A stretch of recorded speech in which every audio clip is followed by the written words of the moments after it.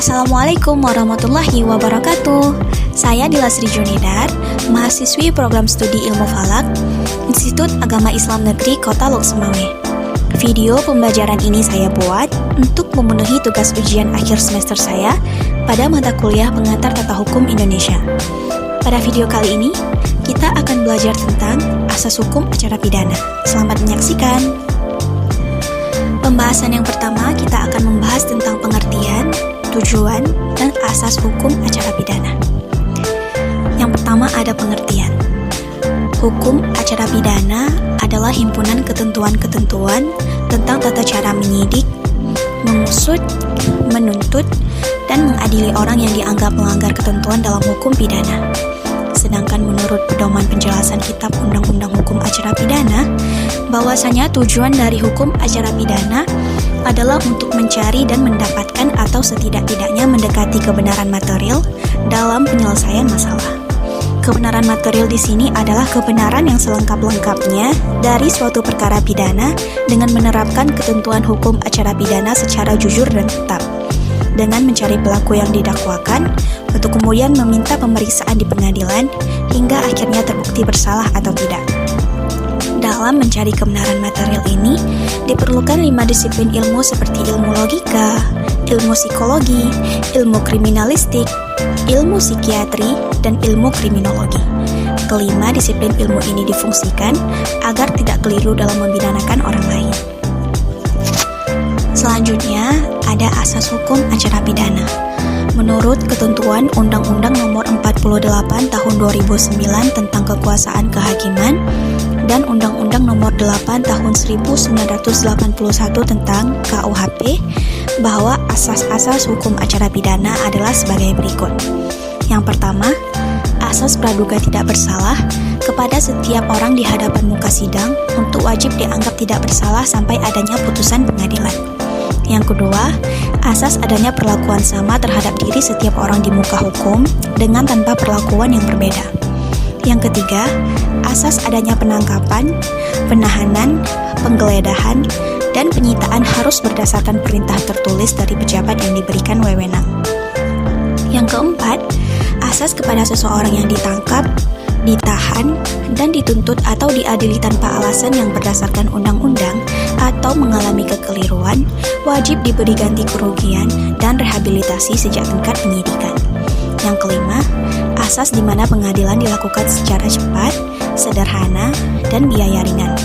Yang ketujuh, asas di mana pengadilan memeriksa perkara pidana dengan adanya kehadiran terdakwa. Yang ketujuh, asas oportunitas yang memberikan wewenang kepada jaksa penuntut umum untuk menuntut atau tidak menuntut dengan atau tanpa syarat seseorang. Yang kedelapan, asas pemeriksaan sidang pengadilan dilakukan secara terbuka untuk umum, kecuali dalam hal-hal tertentu yang ditentukan undang-undang dan ancaman batal demi hukum apabila tidak dilakukan secara demikian. Yang kesembilan, asas bahwa setiap orang yang bersangkut paut dengan perkara pidana wajib memperoleh bantuan hukum dan didampingi oleh penasehat hukum dari tingkat penyidikan sampai tingkat peradilan. Yang kesepuluh, asas pemeriksaan hakim di sidang pengadilan secara langsung dan lisan dalam bahasa Indonesia yang dimengerti para saksi dan terdakwa. Kesebelas, asas pelaksanaan putusan pengadilan oleh jaksa penuntut umum dan pengawasan, pengamatan pelaksanaan putusan pengadilan dalam perkara pidana oleh ketua pengadilan negeri yang bersangkutan. Yang terakhir ada asas akusaitoir atau asas di mana baik terdakwa maupun kepolisian atau kejaksaan masing-masing mempunyai hak yang sama nilainya dan hakim berada di atas kedua belah pihak untuk menyelesaikan soal perkara pidana antar mereka. Juga ada asas inquisitoire yang menganggap si tersangka sebagai suatu barang, suatu objek yang harus diperiksa wujudnya berhubungan dengan suatu pendakwaan. Selanjutnya, pembahasan kedua adalah tentang sejarah singkat hukum acara pidana di Indonesia. Hukum acara pidana berlaku di Indonesia sejak berlakunya Reglamen Bumi Putra yang berisikan hukum acara perdata dan hukum acara pidana di muka pengadilan Landrat bagi golongan pribumi dan timur asing. Reglamen Bumi Putra selanjutnya diperbaharui hingga berubah namanya menjadi Reglamen Bumi Putra yang diperbaharui. Karena Reglamen Bumi Putra yang diperbaharui ini merupakan menciptakan produk company yang mengandung nilai politik hukum kolonial yang tentunya tidak sesuai dengan perkembangan, budaya, dan cita-cita hukum bangsa Indonesia. Oleh karena itu, harus dibentuk undang-undang hukum acara pidana yang sifatnya nasional. Hingga akhirnya dibentuklah Kitab Undang-Undang Hukum Acara Pidana atau KUHP yang disahkan pada sidang paripurna DPR pada 23 September 1981 dan oleh Presiden pada 31 Desember 1981. KUHP tidak hanya memuat tentang hak dan juga kewajiban dari mereka yang bersangkutan dalam pidana, tetapi juga memuat hal-hal seperti penyidikan, bantuan hukum, pra-peradilan, penuntutan, ganti rugi atau rehabilitasi, peninjauan kembali, serta pengawasan atau pengamatan. Selanjutnya, pembahasan ketiga, kita akan membahas tentang ruang lingkup kegiatan hukum acara pidana. Yang pertama ada penyidikan perkara pidana. Tugas ini dibebankan kepada Polisi Republik Indonesia dan pegawai negeri sipil tertentu yang berwenang dalam mencari tugas untuk mengumpulkan bukti-bukti kasus yang sedang diselidiki. Yang kedua, ada penuntutan perkara pidana. Tugas ini dibebankan kepada jaksa untuk melimpahkan perkara pidana di pengadilan negeri untuk selanjutnya diperiksa dan diputus oleh hakim. Yang ketiga, peradilan perkara pidana. Tugas ini dibebankan kepada pengadilan untuk memeriksa dan memutus perkara pidana. Yang keempat, ada pelaksanaan putusan hakim atau eksekusi. Tugas ini dibebankan kepada kejaksaan untuk menyelenggarakan agar supaya segala keputusan hakim dapat terlaksana. Misalnya, apabila berisi pembebasan, maka terdakwa dapat dibebaskan, dan sebaliknya apabila berisi pemidanaan, maka terdakwa dapat dipidanakan. Pembahasan keempat, kita akan membahas tentang pemeriksaan di sidang pengadilan, guna untuk meneliti dan menguji apakah suatu tindak pidana benar-benar terjadi dan apakah bukti yang diajukan itu sah atau tidak. Dalam pemeriksaan di sidang pengadilan, ada 5 proses atau tahapan yang harus dijalani, yaitu yang pertama adalah tahap hakim membuka sidang.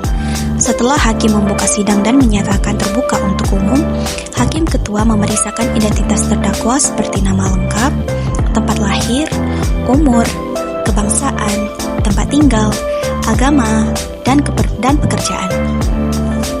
Dan selanjutnya hakim ketua sidang memberikan nasihat dan anjuran kepada terdakwa untuk memperhatikan segala sesuatu yang didengar dan dilihatnya di dalam persidangan. Tahapan kedua adalah hakim ketua sidang meminta kepada penuntut umum untuk membacakan surat dakwaannya. Sesudah selesai dibacakan surat dakwaan oleh penuntut umum, maka hakim ketua menanyakan kepada terdakwa apakah ia sudah benar memahami isi surat dakwaan itu. Proses yang ketiga yaitu hakim memberikan wewenang kepada terdakwa atau advokatnya untuk mengajukan eksepsi atau keberatan. Proses yang kelima adalah pemeriksaan saksi, serta proses yang terakhir adalah hakim mempertimbangkan hukuman yang akan dijatuhkan kepada terdakwa. Pembahasan yang kelima adalah alat bukti yang sah. Alat bukti yang sah dalam persidangan dibagi menjadi 4, yaitu ada keterangan saksi, keterangan ahli, surat petunjuk, dan keterangan terdakwa. Pembahasan keenam, kita akan membahas tentang putusan pengadilan. Putusan pengadilan dibagi menjadi 3 item. Item pertama adalah pemidanaan. Adalah putusan hakim karena terbukti secara sah dan meyakinkan menurut hukum. Putusan kedua yaitu adalah putusan bebas. Bebas adalah putusan hakim jika tindak pidana dalam surat dakwaan tersebut tidak terbukti secara sah dan meyakinkan. Putusan yang ketiga adalah lepas dari segala tuntutan. Putusan ini adalah keputusan hakim jika perbuatan yang didakwakan terbukti akan tetapi bukan merupakan suatu tindak pidana. Pembahasan ketujuh adalah upaya hukum. Yang pertama ada upaya hukum biasa, dibagi menjadi 2, yaitu pemeriksaan tingkat banding dan pemeriksaan tingkat kasasi. Pemeriksaan tingkat banding adalah permohonan banding yang ditujukan oleh terdakwa atau pengacara atau penuntut umum kepada pengadilan tinggi melalui panitera pengadilan negeri yang memutus perkaranya dan diajukan dalam tenggang waktu 7 hari setelah putusan dijatuhkan atau setelah putusan diberitahukan kepada terdakwa yang tidak hadir. Tempo selama 7 hari ini adalah kesempatan untuk berpikir bagi terdakwa atau pengacara atau penuntut umum apakah akan naik banding kepada pengadilan tinggi atau akan menerima saja keputusan pengadilan negeri tersebut. Yang kedua ada pemeriksaan tingkat kasasi. adalah jalan hukum untuk melawan keputusan-keputusan hakim tingkat tertinggi, yaitu keputusan-keputusan yang tidak dapat dimintakan banding, baik oleh karena memang tidak diperbolehkan oleh undang-undang, maupun karena kesempatan banding itu telah dipergunakan. Selambat-lambatnya adalah 14 hari. Yang kedua, ada upaya hukum luar biasa. Dibagi menjadi dua, yang pertama yaitu kasasi demi kepentingan hukum, dan yang kedua adalah peninjauan kembali putusan pengadilan yang telah memperoleh kekuatan hukum tetap. Pembahasan yang terakhir adalah tentang pelaksanaan putusan hakim.